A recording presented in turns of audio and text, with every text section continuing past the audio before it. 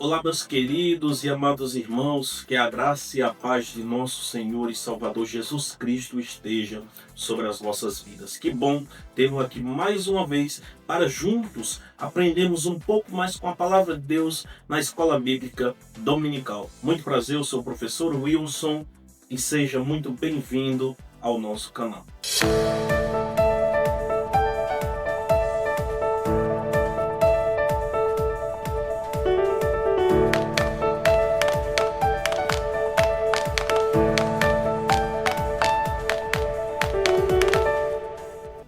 Meus nobres, nós vamos aprender hoje, estudar hoje, a lição número 7, 17 de agosto de 2025, que tem como título Uma Igreja que não teme a perseguição.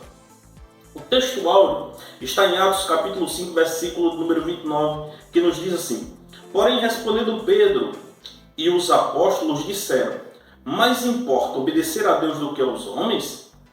A verdade prática nos fala assim: em relação à verdadeira igreja cristã, há duas verdades inegociáveis. Primeira, a igreja será perseguida. Fato. Segundo, Deus protegerá. Duas verdades inegociáveis é que a igreja será perseguida. Isso é fato. Mas também um fato é que Deus sempre a protegerá. Deus não vai permitir que o seu povo, que a sua igreja padeça, sofra. Vai permitir as perseguições sim, mas vai livrá-la de todas. A leitura bíblica em classe está em Atos, capítulo número 5, do versículo 25 ao 32, e Atos, capítulo 12, do versículo 1 ao 5. Meus nobres, desde o início da igreja, desde o seu início, a igreja ela enfrenta perseguição. Por sua própria natureza, a fé cristã traz sobre si a rejeição e a perseguição. Isso é por sua própria natureza. Agora, por que ela traz sobre si essa perseguição e essa rejeição?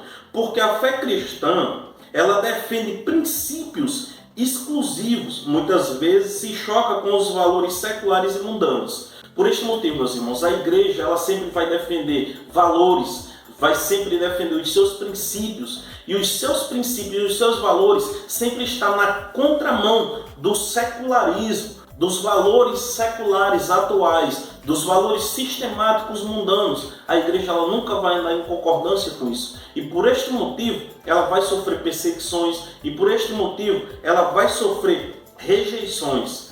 Foi assim no primeiro século, e assim também continuará nos dias atuais. A gente vê, meus irmãos, perfeitamente aqui mesmo no Brasil e fora nos demais países, né, meus queridos? Deus é o seu dono e, portanto, o seu protetor. Vemos ao longo da história da Igreja do Senhor agindo de diferentes formas para dar livramento e vitória ao seu povo. Então, meus queridos, é notório que nós iremos padecer perseguições, é notório que nós iremos padecer rejeições. Por quê? Porque nós andamos na contramão deste mundo. É como a gente, um peixinho num grande rio, e a gente remando, nadando contra a maré. Remandamos, nadando contra a maré. É mais ou menos desta forma. No rio de pecado, no lamaçal, o mundo, ele sempre anda nessa secularização. E a igreja, ela sempre anda na contramão. Não negocia os seus princípios e nem os seus valores. O primeiro tópico nos fala a igreja perseguida. Uma igreja perseguida, ela sempre vai ter os seus perseguidores. O primeiro subtópico do primeiro tópico nos fala os perseguidores. Na Bíblia, vemos que as autoridades religiosas da época dos apóstolos começaram a se opor contra a igreja. Nós lemos na leitura bíblica em classe. Atos 5 menciona 3 grupos. O primeiro, sacerdotes. Segundo, os saduceus. E terceiro, o capitão do templo. É importante entendermos que o grupo sacerdotal, na época de Moisés, eles ofereciam sacrifícios e estavam sempre cuidando dos objetivos do templo e eram mediadores entre Deus e os homens. No tempo de Jesus, houve uma certa diferenciação para o tempo de Moisés. Não é que eles seguissem ainda na linhagem eles permaneciam ainda assim na linhagem de Arão, mas aí a posição sacerdotal não era feita conforme era feita na época de Moisés, ela era estabelecida pelo governo romano. E também na época de Jesus, apesar deles manifestarem ainda algumas funções, como sacrificar, mas muitos deles estavam corrompidos politicamente. Por quê? Porque eles estavam ligados ao sinédrio, eles estavam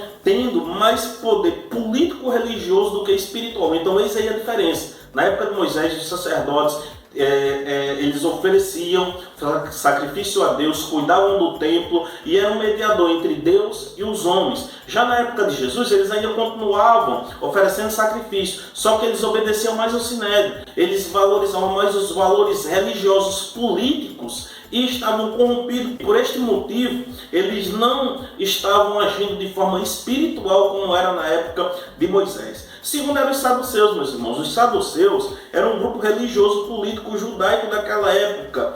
A maioria deles era, de sua maioria, sacerdotes de uma forma religiosa mais tradicional. Porém, eles rejeitavam tradições orais, não criam na ressurreição, ou seja, eles tinham um pouco de divergência. Sacerdotes, porque os sacerdotes eles já oravam, porém os saduceus eles rejeitavam um pouco esta questão da oração e eles não acreditavam na ressurreição de nenhuma forma. O capitão do templo era um oficial de alta patente, responsável pela segurança e pela ordem do templo. Ele era a segunda autoridade depois do sumo sacerdote. Provavelmente ele era até membros da família dos sacerdotes. Era como se fosse um segundo sacerdócio. Então, meus irmãos, esses três grupos daquela época foram os três grupos que mais intimidaram a igreja, o princípio ali da igreja primitiva, né?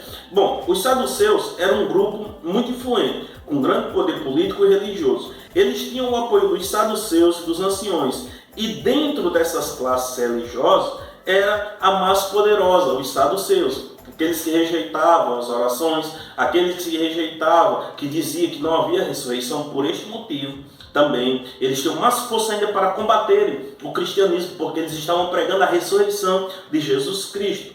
Este grupo já havia tentado atrapalhar o ministério de Jesus várias vezes. Nós vemos isso, né, irmãos, em Lucas capítulo 20, versículo 27 a 40 e algumas outras passagens dos evangelistas.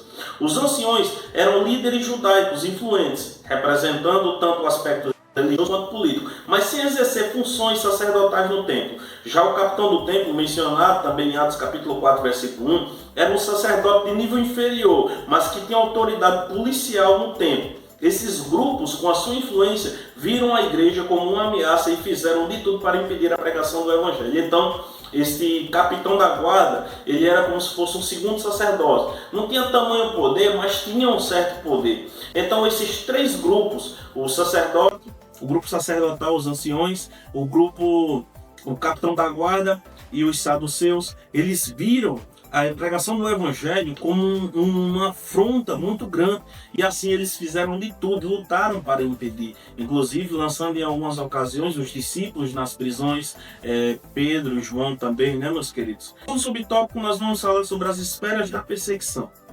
A perseguição dos judeus aos cristãos se dava em duas esferas. Qual eram essas duas esferas? A religiosa, por verem a mensagem de Cristo como ameaça, e a política. Os romanos procuravam aumentar o capital político com os judeus. Então, essas duas esferas, elas eram as esferas da perseguição. Essas duas esferas eram as esferas mais perigosas para o povo de Deus, para a igreja do Senhor. E por isso, estas esferas, elas procuravam, impedir o crescimento da igreja. Por quê? Porque eles ameaçavam a política, dos romanos, e ameaçavam a esfera religiosa, pelos grupos religiosos daquela época. Na esfera religiosa, Lucas registra que os religiosos judeus prendem os apóstolos, em Atos capítulo 5, versículos 17 ao 18. À medida que os cristãos testemunhavam de sua fé com poder, ganhavam mais e mais admiração popular. Muitos já haviam aceitado a fé. Esse número continuava crescendo. A igreja, portanto, provou a ira desses líderes. Enquanto a igreja crescia, o velho judaísmo farisaico regredia. Por que era E quanto mais a igreja crescia, mais o grupo farisaico, o velho grupo farisaico, regredia. Por quê? Porque normalmente esses irmãos judeus que estavam se convertendo era justamente o povo que sempre estava lá no templo ouvindo os fariseus, ouvindo os sacerdotes, ouvindo a Torá que eles tanto ensinavam, a religiosidade política que eles tanto vomitavam ali para o povo ouvir. Então eles foram perdendo espaço. E com isso, eles viram uma ameaça gigantesca. Por quê, irmãos? Porque eles precisavam, eles dependiam do poder político. E isso fazia com que eles enfraquecessem o grupo religioso, afetando assim o poder político de Roma sobre eles. E isso também afetaria eles de forma financeira, porque eles tinham a sua vida financeiramente, né, para viverem pelos cargos políticos que o Roma dava a eles. Eu falei aqui lá no comecinho, né, irmãos, que os grupos sacerdotais agora já não eram mais estabelecidos como eles vinham sim da linhagem de Arão, mas eles já não eram colocados, os grupos sacerdotais, como a lei mandava. Era o povo romano, o grupo político romano, a sociedade romana, que determinava, os líderes romanos, que determinava a posição do sumo sacerdote, né, de Anás, Caifás, esses camaradas aí, né, que viram a igreja como uma ameaça. Bom, e na esfera política? Na esfera política, em Atos capítulo 12, versículo 1 ao 5, vimos que a perseguição se dá na esfera estatal, de forma estadual, de forma do Estado, e é de natureza mais política na esfera pública. Ali o rei Herodes, um dos governantes que representava o Império Romano na Judéia, mandou executar Tiago e prender o apóstolo Pedro, sabendo que Pedro era um líder de destaque entre os apóstolos, queria com isso aumentar o seu capital político perante os judeus que se impunham a igreja. Ou seja, então eles viam, né, o grupo político daquela época, eles viam uma ameaça também da igreja. Por quê? Porque afetava o grupo religioso. E já o grupo religioso também se intimidava. Por quê? Porque afetava eles de forma política. Por esse motivo, Herodes mandou matar Tiago ao fio da espada, para intimidar a igreja. E assim também eles começaram a perseguir, não aceitando o crescimento do evangelho, não aceitando o crescimento da igreja. Por quê? Porque eles queriam ter o seu apoio, o apoio das religiões daquela época, que eram os saduceus, que eram os fariseus, os herodianos, os essênios e alguns outros grupos que tinham seu poder político naquela época. Então, de igual forma, a igreja estava ameaçando essas duas esferas, a esfera religiosa e a esfera política. É bom observarmos, irmãos, que na esfera religiosa era simplesmente o povo de Abraão, o povo judeu, o povo que tinha sangue de Abraão nas veias, o seu próprio povo, que não aceitava de nenhuma forma. Bom, o terceiro subtópico que nós vamos falar sobre: a igreja enfrentará oposições. A igreja sempre enfrentará opositores, de um jeito ou de outro. Não tem para onde correr. A igreja sempre vai ter oposição. Por que ela sempre vai ter oposição? Porque ela não aceita os valores sendo distorcidos, os valores cristãos sendo distorcidos. Ela não aceita essa quebra de sistematização religiosa, mas não pelos rudimentos do mundo, mas pelos padrões cristocêntricos, pelos valores morais, pelos valores familiares, pelos valores éticos e civis que a igreja estabelece. E o mundo sempre vai se opor contra isso. Tudo isso, meus irmãos, são poderes que Satanás levantou na atualidade para impedir a marcha e o crescimento da igreja. Mas esta igreja, ela não vai parar, meus irmãos, porque a igreja de Jesus Cristo, ela é determinada, ela é cheia do Espírito Santo, ela tem força para lutar contra o pecado, não permitir que as hostes espirituais da maldade venham afligi-la e impedir o crescimento dela, porque o dono desta igreja não é de carne, não é um ser humano, mas sim, ele é espírito, ele é Deus, ele é poderoso, ele é forte. Isso acontece porque o cristianismo bíblico, por sua natureza, acolhe a todos, mas também estabelece princípios para quem deseja segui-lo. Isto vai acontecer, meus irmãos, de que a igreja ela sempre vai padecer perseguições. Por quê? Porque a igreja ela acolhe a todos, ela vai receber todos. Ela recebe qualquer pessoa viva qualquer estilo de vida, qualquer jeito de vida, qualquer tipo de religião, mas ela tem princípios, ela tem valores, e esses valores e esses princípios, eles são inegociáveis. Aquilo que a palavra de Deus disser, nós defenderemos, nós aceitaremos e daremos a vida por isso se necessário. Por isso muitas vezes é visto como antiquado, preconceituoso e indesejado. Por este motivo.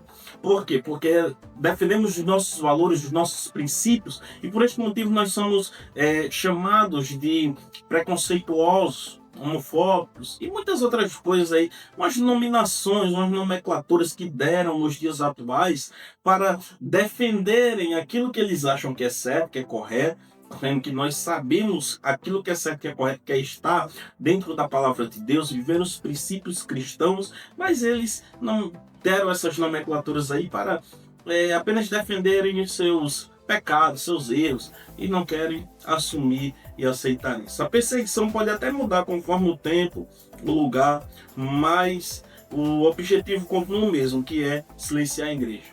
É verdade. A perseguição ela pode até mudar no tempo, no lugar, na cultura.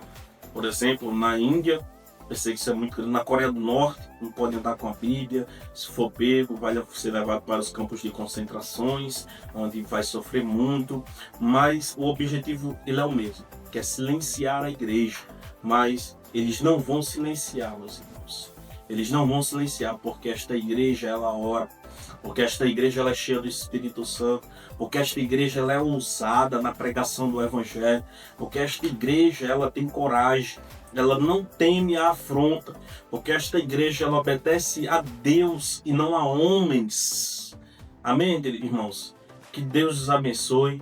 Não se esqueça, se você não for inscrito ainda, se inscreve no canal, deixe seu like, comenta aí qualquer coisa aí que você tenha achado das nossas aulas e até o próximo vídeo em Cristo Jesus.